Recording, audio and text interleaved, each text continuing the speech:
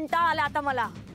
तारा तुला किती वेळा मी आता डोकं फोडून फोडून हे सांगू की आज तुला जे मिळालंय ना ते मिळवण्यासाठी लोकांची अख्खी हयात जाते, तरी त्यांना ते स्थान मिळत नाही ग।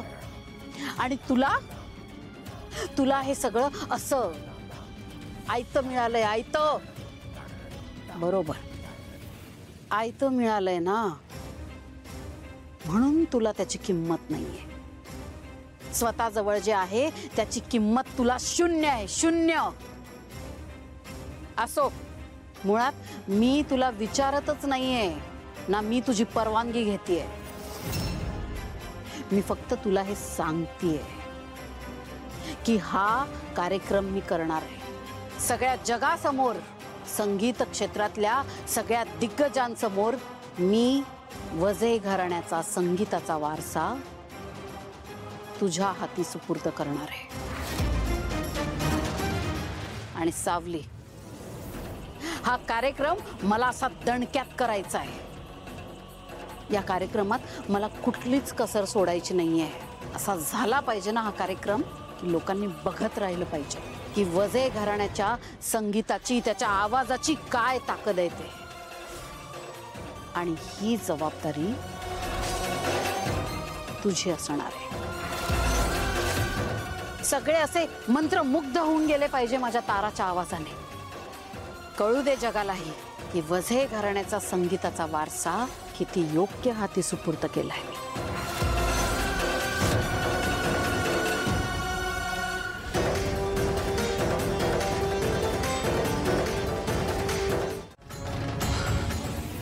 अहो, नशिबापुढे कोणाचं काही चालतं का? आपण काय करू शकणार होती यात? नशिबाचे फासे आपण उलटे टाकले होते, अलका आठवतंय का? सानिकाच्या मृत्यूचा बदला घेण्यासाठी सारंग आणि सावलीचं लग्न आपण लावून दिलं होतं। आपण फासे उलटे टाकले होते, आठवतंय ना? पण मग तसंच काही आपण आता नाही का करू शकत? नाही ना, नाही करू शकणार। मलाही खूप अभिमान होता माझ्या विद्येचा। वर्षानुवर्ष सगळ्यांना अभिमानाने सांगत होतो की जगन्नाथचा दिलेला शब्द कधीही खोटा ठरत नाही। पण अलका, आज असं वाटतंय ना की माझी भविष्यवाणी खोटी ठरावी। जगन्नाथ, म्हणजे मला खात्री आहे तुम्ही पुन्हा पुन्हा तपासून पाहिलं असेलच, पण हे सगळं तपासत असताना तुमचंच एखादं गणित चुकलं असं तर नसेल ना झालं? रात्री 10 वेळा आणि पहाटे 10 वेळा इतक्या वेळा तपासून पाहिलंय, पण तेच उत्तर येत आहे। तर मला प्रश्न पडलाय की तिला हे कसं सांगू की बाळा, तुझ्या पदरात संतती सुख नाही। खरं तर मीच सांगितलं होतं की मेंदळेंच्या घरातला पाळणा हलेल तो तुझ्यामुळे।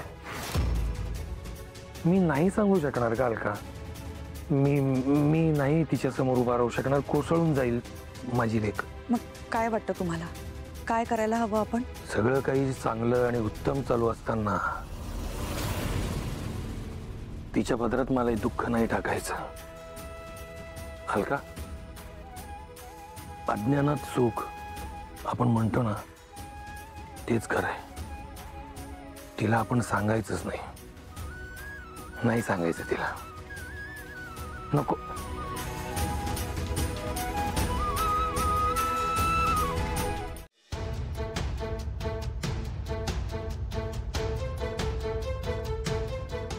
सावली, कुठे गेली होतीस काल तारा बरोबर? यायला पण खूप उशीर झाला ना। सारंग किती टेन्शन मध्ये होता माहितीये का? हो, मी माईंकडे गेले होते। तारा मॅडमचा रियाज आहे ना, म्हणून। हो, पण आता रियाजाला तुझी काय गरज आहे? कार्यक्रम नव्हता मग? माई असं म्हणतात की मी जर असले ना की सगळं चांगलं होतं, कारण मी लहानपणापासून जाते त्यांच्याकडे आणि आमची परिस्थिती बेताची होती तेव्हापासून माई आमची मदत करतायत। त्यामुळे मी त्यांना शब्द दिला होता की कार्यक्रम असो किंवा रियाज, मी तारा मॅडमच्या मदतीला नेहमी जाईन। मग शब्द पाळायला नको का? मान्य आहे मला सावली, पण मला सांग, एका ठराविक काळानंतर स्वतःचं पण बघायला हवं ना। किती दिवस दुसऱ्यांसाठी करणार आहेस?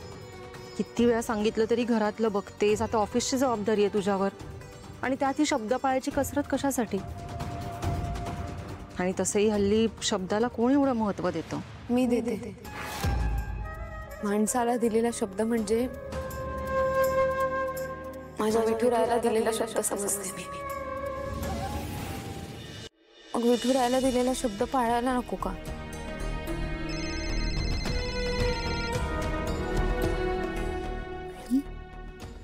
हॅलो.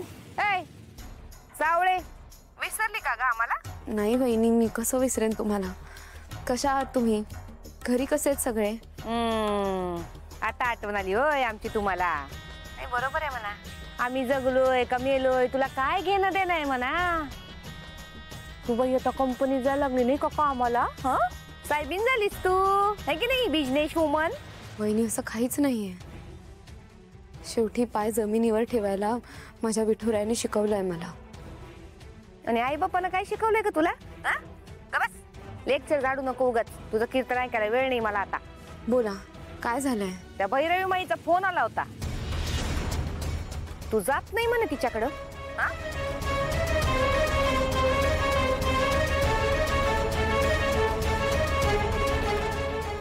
सावळी धमकी दिली बरं का तिनं. काय म्हणली माहितीये का? सावळीने जर का तिचा शब्द पाळला नाही तर मी कशाला पाळू? हं, ए बाई, तू जर त्या रियाजा फियाजाला गेली नाही ना तिच्याकडं तर ते राशन पाणी आणि पैसे बंद करायची धमकी दिली तिनं. सावळे गप जायचं बरं का तिच्याकडं. हा, नाही, तुम्ही काळजी करू नका. मी तसं नाही होऊ देणार. मी एकही दिवस नाही चुकवणार. हो का?